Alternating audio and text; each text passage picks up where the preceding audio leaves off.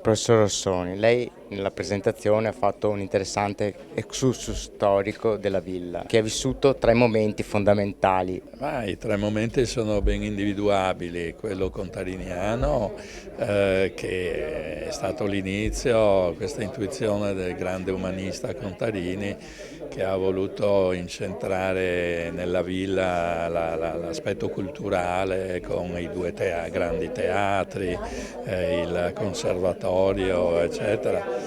E che poi c'è stato il momento dei camerini, l'Ottocento, in cui la villa, accanto all'aspetto culturale, ha sviluppato l'aspetto imprenditoriale. È stato un esempio anche a livello europeo di sviluppo industriale nel territorio, con la particolarità appunto di questa città dell'industria, delle nuove industrie che si sviluppavano. Arriviamo poi al terzo momento, che è quello di Ghirardi, che ha recuperato la villa da un momento ormai di decadenza anche dell'industria che non c'era più, e in quel momento Ghirardi ha saputo coniugare il primo momento di grande cultura dal secondo momento di attività industriale. Ghirardi è uomo imprenditore, uomo dell'industria farmaceutica, però non ha voluto dimenticare le origini della villa. Ecco, la grandezza del professor Ghirardi sta tutta qui, non solo di essersi innamorato della villa, averla recuperata fisicamente, ma anche di averle dato un nuovo impulso, una nuova missione mista fra impresa e cultura.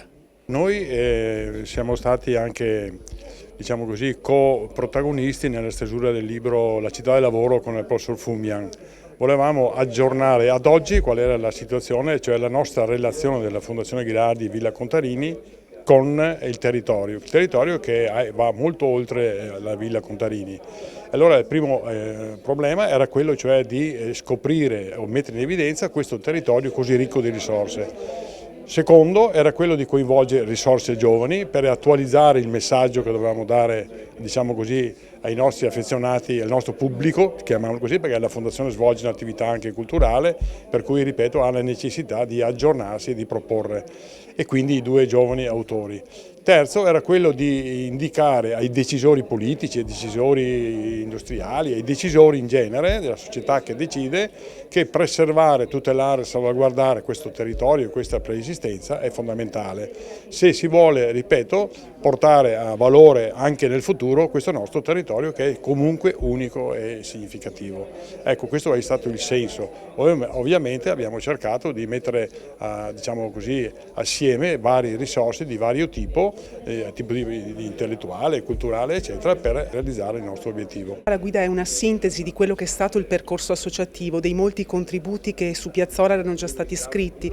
È un lavoro di collettivo, di più mani e di più occhi che hanno portato dalla prima stesura alla bozza definitiva che è andata in stampa e al definitivo di stampa.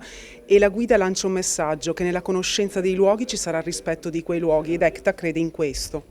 È divisa in tre sezioni, una sezione di paesaggio monumentale, quindi la Villa Contarini, le chiese e tutta la parte appunto di compendio monumentale.